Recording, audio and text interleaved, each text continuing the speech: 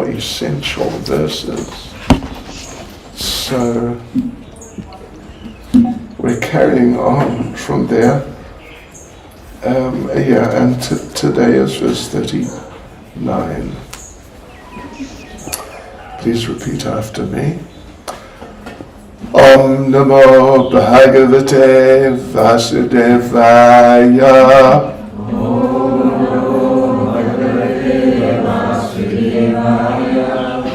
Om Namo Bhagavate Vasudevaya.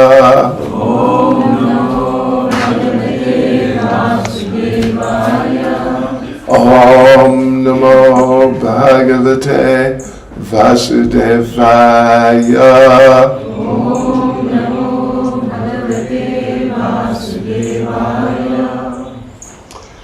Right, okay, so Srimad Bhagavatam 2939. Dana Tromna. Antarhitendri Artaya Haraye Vihitanjali Sarva Bhuta Mayo Vishvam Sasarjedam Sapurvavat. Translation. On the disappearance of the Supreme Personality of Godhead, Hari, who is the object of transcendental enjoyment for the senses of devotees, Brahma, with folded hands, began to recreate the universe full with living entities as it was previously. Purport by Srila Prabhupada. The Supreme Personality of Godhead, Hari, is the object for fulfilling the senses of all living entities. Illusioned by the glaring reflection of the external energy, the living entities worship the senses instead of engaging them properly in fulfilling the desires of the Supreme. In the Hari Bhakti Sudadaya, chapter 13, verse 2, there is the following verse. Akshnopalam twadrisha darshanam hi, tanopalam twadrisha gatra sangha, jivapalam twadrisha kirtanam hi, sudurlabha bhagavata hi loke, which means, O devotee of the Lord, the purpose of the visual sense is fulfilled simply by seeing you, and to touch your body is the fulfillment of bodily touch. The tongue is meant for glorifying your qualities, because in this world a pure devotee of the Lord is very difficult to find. Yes. Right, so that's glorifying the devotee. Originally, the senses of the living entity were awarded for this purpose, namely, to engage them in the transcendental loving service of the Lord, or that of his devotees.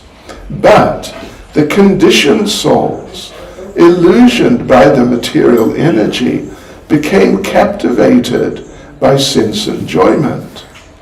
Therefore, the whole process of God consciousness is meant to rectify the conditioned activities of the senses and to re-engage them in the direct service of the Lord. Lord Brahma thus engaged his senses in the Lord by recreating the conditioned living entities to act in the recreated universe. This material universe is thus created and annihilated by the will of the Lord. It is created to give the conditioned soul a chance to act to return home back to Godhead.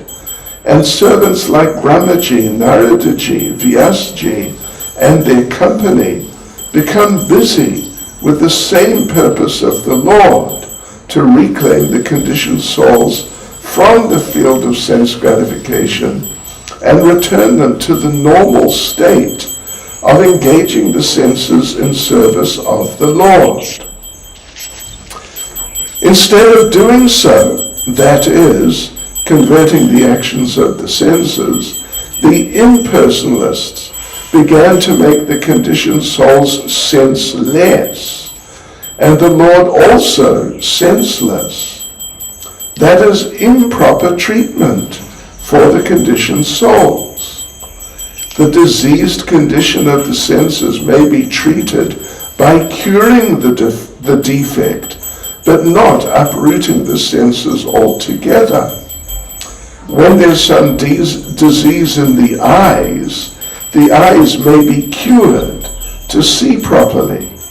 Plucking out the eyes is no treatment. Similarly, the whole material disease is based on the process of sense gratification, and liberation from the disease condition is re-engagement of the senses to see the beauty of the Lord, hear his glories, and act on his account. Thus Brahmaji created the universal activities again. I'll read the verse again. Antarhitendriyartaya haraye vihitanjali sarvabhuta mayo vishvam sasarjedam sapurvavat. On the disappearance of the Supreme Personality of Godhead, Hari, who is the object of transcendental enjoyment for the senses of devotees, Brahma, with folded hands, began to recreate the universe full with living entities as it was previously. Nama Om Vishnu Padaya Krishna Prestaya Bhutale Srimad Bhaktivedanta Swaminiti Namane Namaste Saraswati Devi Gauravani Pracharne Nirvishesha Shunyavadi Pastutyadi Jatarne Sri Krishna Chaitanya Prabhu Nityananda Sri Advaita Gadadha Shivasadi Gaura Bhakta Vrinda Hare Krishna Krishna Krishna Hare Hare Hare Rama Rama Rama Hare Hare Vanchakapachuribhyas Kripa Sindhubhya Evacha Patitanam Bhavanebhyo Vaishnavebhyo Namo Namaha. Jai Srila Prabhupada Ki Jai. So, devotees, this is very interesting, and it's a very important part, extremely important part of Srimad Bhagavatam, and even particularly this verse. It's got some very crucial information in it. As we explained earlier, Lord Krishna has very shortly before, explained the basic facts of what is this universe, who are we, what are we doing here, what should we be doing here, and these very extremely fundamental facts of life within this material world. So he instructed Lord Brahma like that because Lord Brahma, right at the beginning of the universe, had appeared within the universe alone. There was nobody else, just him in this vast universe. But Lord Brahma, he did not know, he did not understand these points we just mentioned, what we should be doing in life, what he should be doing in life. So he felt confused. He felt confused. And then a voice came from the depths of the universe, and the voice spoke 2 syllables from the Sanskrit alphabet. I forget which it actually says number this and number that, letters from the Sanskrit alphabet, but they were the letters ta, pa, ta and pa, which put together, tapa, mean that one should perform austerity. And not just austerity just in and of itself, but one should really not be interested in sense gratification, but rather one should be very interested in understanding what is one's situation and what should one do. So Lord Brahma engaged like that for 100 years. 100 years. Anyway, that's a little confusing. But he engaged for an extended period of time in such austerity with a view, with a mood of prayer to understand these basic facts that we mentioned, particularly in relation to himself. Then the Lord appeared to him and spoke those 4 verses. We just read those 4 verses, verses 33 to 36, in which he explained these things. Now the Lord, actually just in the immediate previous verse 38, the Lord has disappeared from the vision of Lord Brahma, but Lord Brahma has got the idea. He's really got the idea. So he engages in the process of creation, which is his fundamental, foundational duty to create the universe, as he had been instructed by Lord Krishna in these 4 verses. So now he's doing that. He's doing it. But it's also not quite that simple. And this is a very important point. Prabhupada, the way Prabhupada presents the translation of the verse and the purport, Prabhupada makes it clear that Lord Brahma is now not simply going to create, but he's going to recreate as it was previously, or even as he had created it previously. Yes. So the thing is, in that regard, that within the sort of the process of the functioning of the universe, well, the process is, what is the term? Not circular, but the process is, it's an ongoing process of creation, maintenance, destruction, creation, maintenance, destruction, creation, maintenance, destruction. It's an ongoing process, not as in some schools they think that in the beginning there was nothing and then there was a creation and who knows what's going to happen later on. They definitely have no idea. But it could be distraction. Who knows? It could be anything for what they know. But it is, the term is cyclical. Not circular, but cyclical. The process of the functioning of the universe is cyclical. From creation. First of all, there's no first creation. There's just no first creation. There's just a cyclical process of creation, then maintenance for some time, then distraction, and then later recreation, and maintenance, and then re-annihilation, and recreation. So he had done it before, but interesting point, he had forgotten. Isn't it interesting? He had forgotten. He had completely forgotten. So there he was, in the recreated sort of, well, yeah, not sort of, but actually partially recreated universe. Partially in the sense that all the ingredients for further creation, like specific creation, specific meaning the planets and the different species of life, these are all very specific. The ingredients for doing that were there. It was all there.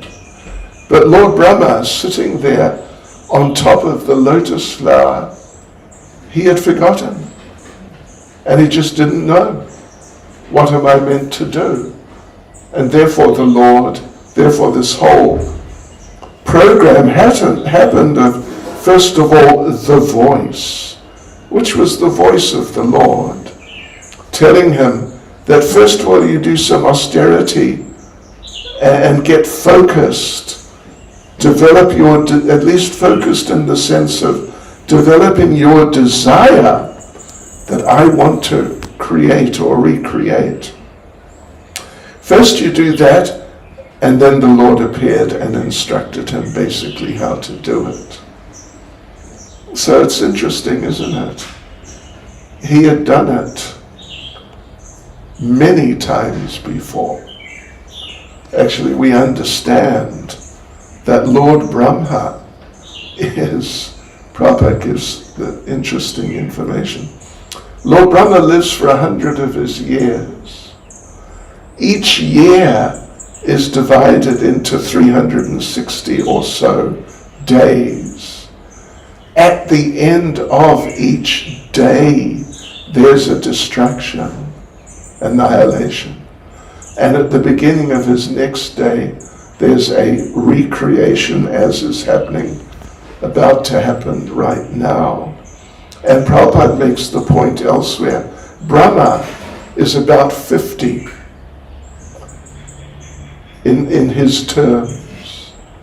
He's halfway, approximately halfway through his life. In other words, devotees, think of this. He has already done this hundreds and hundreds of times. Every year, 360 or so times. And he's been, in his terms of his time, he's been living for 50 years. That's amazing, isn't it? But he forgot. I don't know if any of you ever forgot anything. I forgot the word cyclical, didn't I?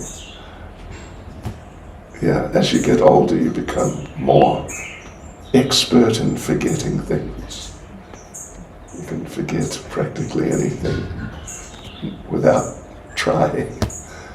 So, how many times has he recreated? Plus or minus 50 times 360. What's that? More than 15,000. But still he forgot. And he needed this whole prompting and like instruction from the personality of Godhead. What do you think of that?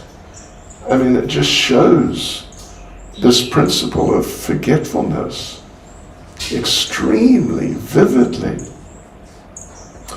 So devotees, next time you forget something, don't worry, it will happen. The next time you forget something and you're thinking, what is that now? Oh, I know what that is, but I forgot. Just remember Lord Brahma and what he goes through and what he's going through right now. And even for that matter, Prabhupada made the point that at least now, Lord Brahma, it is around Lord Brahma's lunchtime. It's around his lunchtime. He's about to take a lunch break. Yeah. Okay, we won't go into that so much, but so this is the thing, that now he's been instructed by the Lord. Now he's remembered, oh, that's what I do. Now he's going to do it as he did it before. Not just in some new way or some sort of spontaneous way. Who knows what's going to happen? Not like that. He's going to do it as he has already previously done it many times. So many times. Right. So then Prabhupada goes into a number of important points that the Supreme Personality of Godhead is the object for fulfilling the senses, fulfilling our senses. What are our senses for? That's an important question. The conditioned souls, born in ignorance, and finding that, look, we have these bodies with senses. They also have the same questions of, what do we do with the senses? But as far as they're concerned, what do we do with the senses? We gratify them. Eat, drink, sleep, make merry. That's what we do with the senses. But actually, as Prabhupada says, that the senses are for satisfying the Lord, actually. We should use our senses for satisfying these senses of the Supreme Personality of Godhead. But unfortunately, as Prabhupada states here, illusioned by the glaring reflection of the external energy, Maya, the material energy, the living entities don't use the senses, their senses, for fulfilling the desires of the Lord. Prabhupada, the way Prabhupada puts it, it's interesting, they worship the senses. Doesn't mean, of course, they offer arti to the eyes and the nose, etc. But they worship the senses in the very practical, down-to-earth sense of gratifying them, giving them pleasure. This is a type of worship. We might not think of it as a type of worship, but actually it is. It's a type of worship. To use the senses for to gratify our senses. So then Prabhupada goes on, he quotes Hari Bhakti Sudadaya, that actually the senses, we have been provided with senses for worshipping the Lord. The purpose of sight, the sense of sight, is fulfilled simply by seeing the Lord. And the sense of touch, we can touch things, and there's some sensory experience that comes through that touching. So, to actually fulfill that capacity to touch, we have to touch the Lord. Yes. That's why devotees, in our temples, of course, But many devotees at home, they have deities. Of course, you can say that we have the sense of sight to look at the deities. That's true. But actually, when you have deities at home, or if you do deity worship in the temple, then the goal is to touch the body of the Lord in terms of worship, like massage the body of the Lord with oil, decorate the body of the Lord. That's actually what having deities at home is about.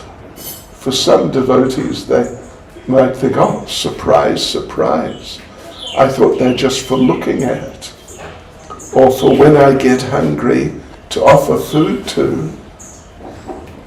That's the purpose of the deities. But the purpose of the deities is to give us the opportunity to engage in their worship, which particularly means the puja of offering the different items and then massaging the body of the Lord, etc. The tongue is meant for glorifying the Lord. That's what our tongues are meant for. Of course, there's also tasting the remnants of prasadam, the food offered to the Lord. That's also there. So it's a dual function for the tongue. But first comes glorifying the Lord. Ideally, not that first comes eating and then we glorify the Lord, but actually first really comes glorifying the Lord. And then you can eat some remnants after the Lord has been glorified. So Prabhupada makes the point that originally our senses have been given to us for these purposes.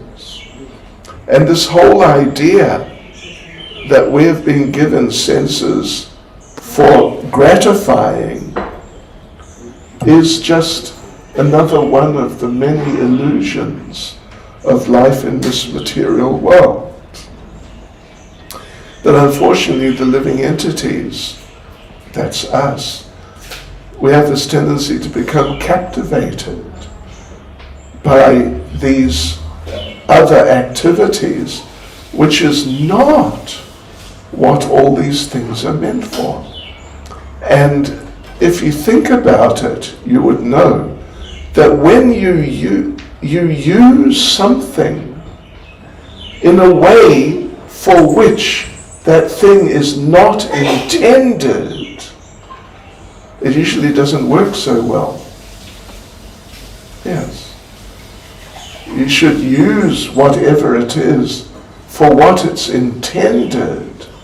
Otherwise, if you use it for another purpose, you'll get some undesirable result. So, like when it comes to the tongue and the possibility of eating prasadam, but people don't eat prasadam. They eat, I won't even talk about it, but they eat all sorts of things they shouldn't eat, which the tongue is not meant to eat. And as a result, they get all sorts of diseases and so on and so forth. Yes.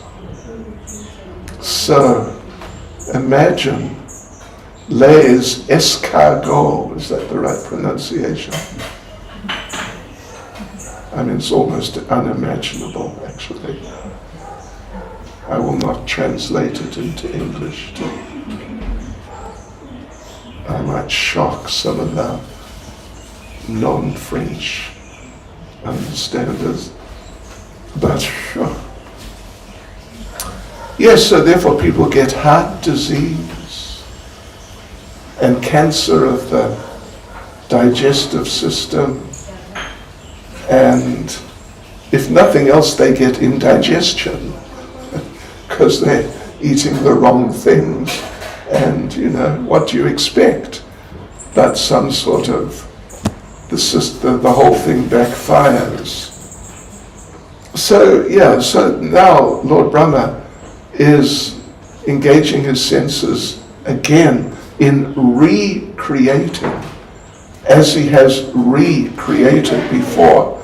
And he's actually, now his memory has come back. So he is recreating in the same ways he recreated before, not just in some new way, but as he's recreated before. So for the conditioned souls, for us then, the universe is here, not for us to just enjoy sense gratification in, but for us to, we're given another chance to reawaken our forgotten relationship with the Lord. That's what we're meant to do. And by the grace of the Lord initially, but then by the grace, Prabhupada mentions Lord Brahma, Narada, Vyas, all the members of the disciplic succession, by their grace, we have the opportunity to become engaged properly, to engage our senses and just engage ourselves in service to the Lord properly, under proper direction, proper supervision. Because even, it happens that some people, they're on the material level and they're just engaged in typical materialistic life. But then they hear about devotional service and they think, oh yes, I must do devotional service, but they don't know how to do it. So therefore, for example, they may think, yes, offer food, I must offer my food to Krishna, so I will offer a hamburger to Krishna. It's sort of, kind of got the idea, but in the wrong way. So we need supervision, we need guidance, direction even, to engage our senses properly. Otherwise, we may attempt to engage our senses in the service of the Lord, but do it improperly and make another mess of our lives in another way, despite having the opportunity to do it nicely. And to conclude, Prabhupada then mentions the impersonalists. They know that the engagement in sense gratification is wrong, and it will not help us, but rather it will be destructive, actually, detrimental. They know that. So what do? They say, we must become senseless. No more sense gratification. No more senses. No more emotions. No more relationships. Just make all those things zero. But this is another wrong idea. The right idea is to positively engage ourselves and our senses in devotional service under supervision, under guidance like that. Prabhupada makes the point that if you get some disease of the eyes, then you could always say, these eyes are such a problem, let me remove them, then no more problem. Hari Bol. Or like, what? I have a headache. I don't have a headache, but sometimes you get a headache. And you could think, this headache, what a problem. Particularly if you get migraines. This head is a problem. I know what to do. I'll just cut off my head. No problem. Then solution. But it's not a solution, it's just you've created a different problem. Yes. So actually we need to positively engage in devotional service.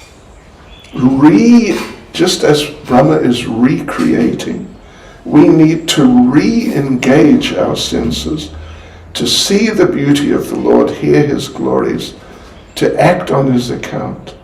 Thus Brahma created the universal activities again. Hare Krishna. Any comment or question?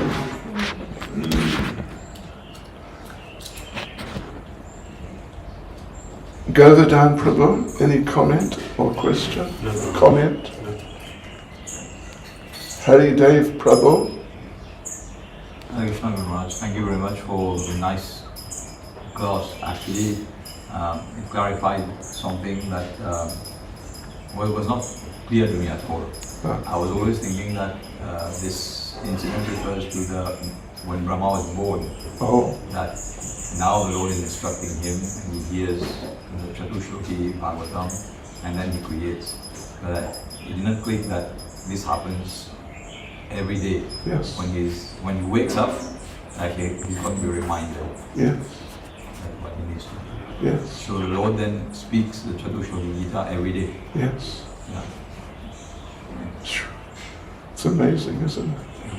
Forgetfulness. The master of questions. This creation which happens every day, but in the beginning there is a total creation. Yes. Then there is partial creation. Yes, there's a greater creation. I mean, not necessarily greater, but an initial creation. But then it's every day. And just as, you can imagine when Brahma has never created before on the first day, obviously he won't know what to do. But when there's recreation, as now, he doesn't know what to do as much as he didn't know what to do on the first day. It's interesting. In the Bhakti Vaibhav class, you give a very good example. You explain that when the officer joins for his work for the first time, so he gets his card, he gets his office, his laptop, things like that. So for the first day it's different, and then when he comes every day, then some of the things are already there. Right. Yes. It's a partial creation. Because generally, some of the planetary systems have not been destroyed. But sometimes it's a full, it's a little complex actually. Well, it's a complete recreation. But sometimes during the day, you know what it's like. Sometimes a devotee after lunch, they take a nap, a short nap. Prabhupada referred to it as a snap, a short nap, a snap. And then there's a partial distraction when he sleeps. And he has to partially recreate in the middle of his day. Yeah, not just like now, right at the beginning of his day. So it's complex. Because sometimes the lower planets, even middle planets, they're also destroyed, but higher planets are not. That's generally during the day of Brahma. They're partial distractions. Hare Krishna. Srila Prabhupada ki jai. Okay, devotees, that's it. Oh, look, prasadam. Oh, I thought it was my breakfast. Okay. Please come and get. Maharaj ki jai. Looks like gulab jamun.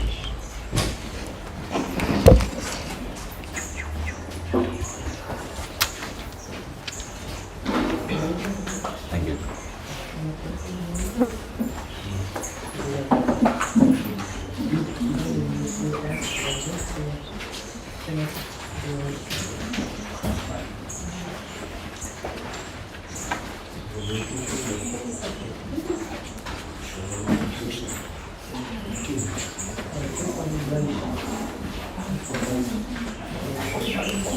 Hare Krishna. Everyone got.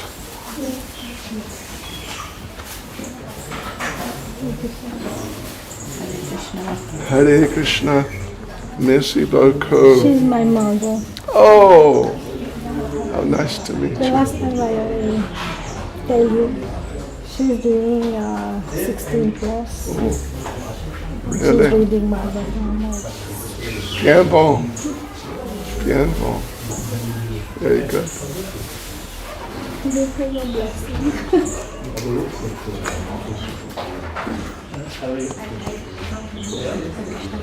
Hare Krishna. You can have 5 over there, 5 people doing the work at the back. Thank you very much. Thank you. It's sort of sticky. Sticky. This is for you. I forgot to give you last time. Oh, merci beaucoup. Thank you. Maharaj.